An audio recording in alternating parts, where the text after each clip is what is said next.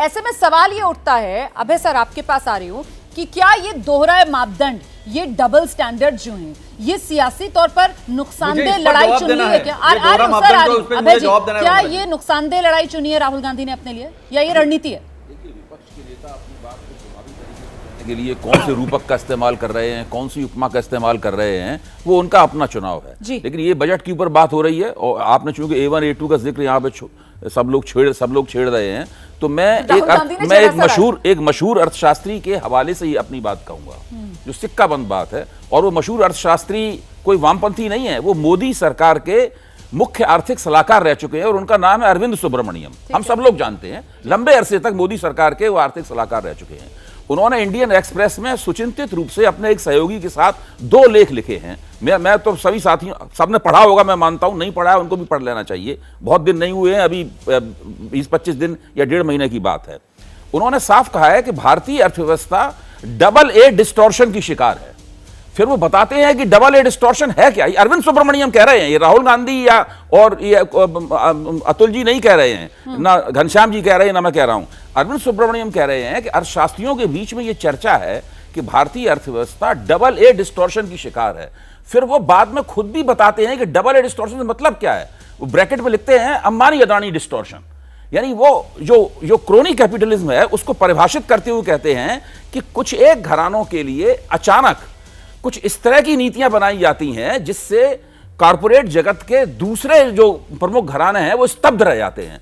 उनको लगता है कि केवल इन्हीं को फायदे के लिए, इनके विस्तार के लिए और अंतर्राष्ट्रीय स्तर पर इनकी मान्यता बढ़ाने के लिए ये नीतियां बनाई जाती हैं। इस चक्कर में क्या होता है कि पूरा जो कॉरपोरेट जगत है, वो जो इन्वेस्टमेंट करने की जो एक आवेग उनके अंदर होना चाहिए, जिसको एनिमल स्पिरिट कहा जाता है, वो उसकी स्पिरिट कमजोर होती है। ये अरविंद सुब्रमण्यम का तर्क है।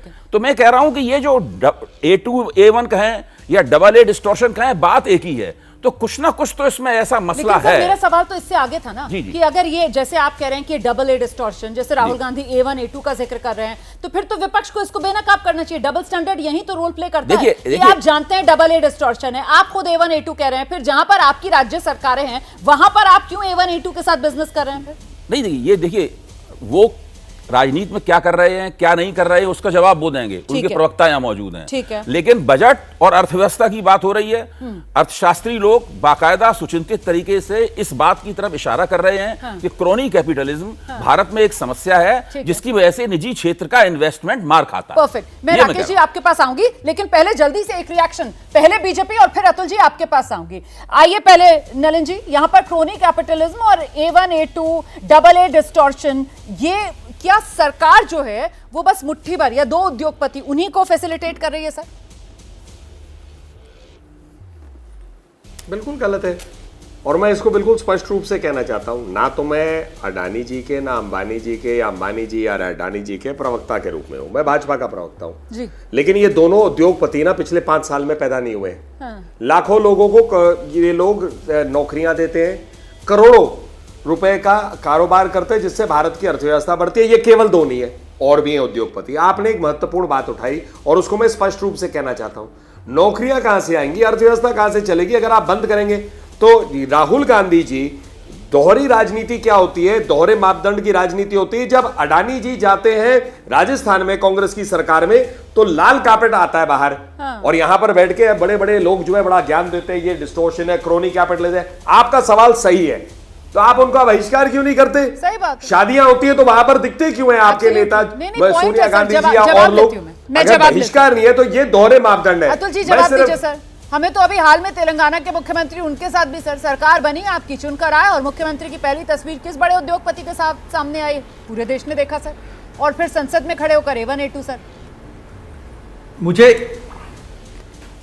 मुझे 1 मिनट अनइंटरप्टली देना रोमाना जी, क्योंकि ये बहुत गहरा विषय है और सीरियस विषय है। देखिए, हलवा बजट का तो बता दिया कि ओबीसी SC ST वहाँ पर नहीं है, जो बजट पूरे देश के लिए बन रहा है, रिप्रेजेंटेशन नहीं है, वो सारी बात उन्होंने कास्ट सेंसस को लेकर की। अब लेकिन क्रोनी कैपिटलिज्म पे मैं आता हूँ। बिजनेस करने के लिए किसी को मनाही नहीं है, धंधा करने के लिए, बिजनेस करने के लिए किसी को मनाही नहीं है, लूटमार करने के लिए मनाही है। देखिए, जो व्यक्ति 609 नंबर पे था इतने सालों में, who is into business since 1982, अभी वो 609वें नंबर से पहले नंबर पे पहुंच जाता है। क्यों पहुंच जाता है? जिसके ऊपर नीति आयोग ने ऑब्जेक्शन लिया है, जिसके ऊपर group of ministers economic department उन्होंने ऑब्जेक्शन क्या लिया है, किसी भी व्यावसायिक को केवल 2 पोर्ट आप दे सकते हो, इनको 6 पोर्ट दिए गए हैं ठुकरा कर। नीति आयोग का इन्होंने बनाया, नीति आयोग, इनके सारे डिपार्टमेंट्स ने उसको मना कर दिया था। हमारे मुंबई का एयरपोर्ट है जो जीएमआर के पास था, उसके ऊपर ईडी की रेड के ऊपर रेड के ऊपर रेड होती है, और बेचारा फिर हार कर जो है मुंबई एयरपोर्ट उन्हें सौंप देता है। आज देश के 6 एयरपोर्ट जो है वो पूरे के पूरे अदानी के पास में है, which is against the principle and against the rules let down by this government, not by us. अभी देखिए आप, इन्होंने कहा कि डिस्टॉर्शन क्या होता है। डिस्टॉर्शन ये होता है कि ऐसे इस तरह से टेंडर फॉर्मलाइज किए जाते हैं कि आपको अगर पावर जनरेशन करना है, कोयला लेना है, तो कोयले के लिए इन्होंने इंपोर्ट ड्यूटी 0 कर दी। फिर साहब ने कोयला लिया है ऑस्ट्रेलिया से, इंपोर्ट ड्यूटी 0 कर सबको कंपलसरी किया अदानी से कोयला लेना। उसमें 12,000 करोड़ लिए गए, जिसका आज तक इस सरकार ने जवाब नहीं दिया, इंक्वायरी नहीं बिठाई। हिंडनबर्ग ने सेबी के साथ जवाब देते समय हम स्वागत करते हैं, हम स्वागत करते हैं कि आप ये आपकी जो चुनी हुई सरकारें वो धंधा क्यों कर रही हैं सर?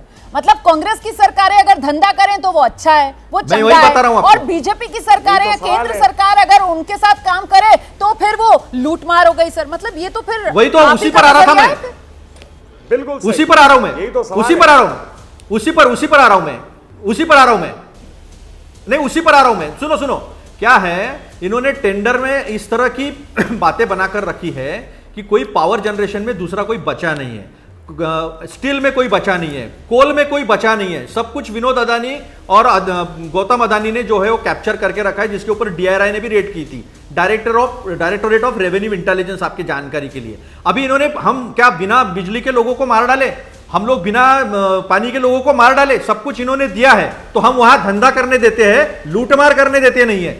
इन्होंने देश में जो लूटमार लगाई है वो उसको मोनोपोलाइजेशन ऑफ इकोनॉमी कहते हैं, और जब मोनोपोलाइजेशन होता है, क्रोनी कैपिटलिज्म आता है, तो इकोनॉमी ध्वस्त होती है। अब जल्दी से 30 सेकंड का एक जवाब नलिन जी से, उसके बाद राकेश सर आपके पास। बहुत बहुत शुक्रिया आपका। नलिन जी आइए जल्दी से।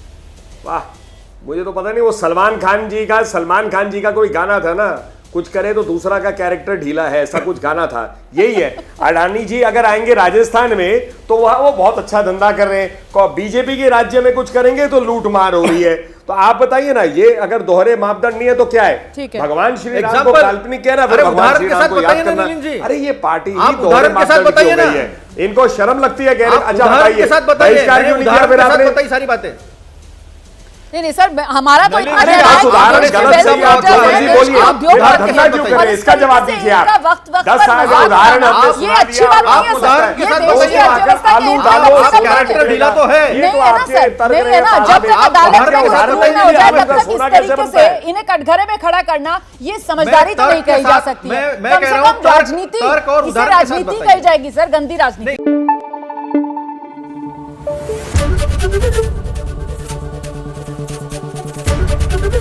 एबीपी न्यूज आपको रखे आगे।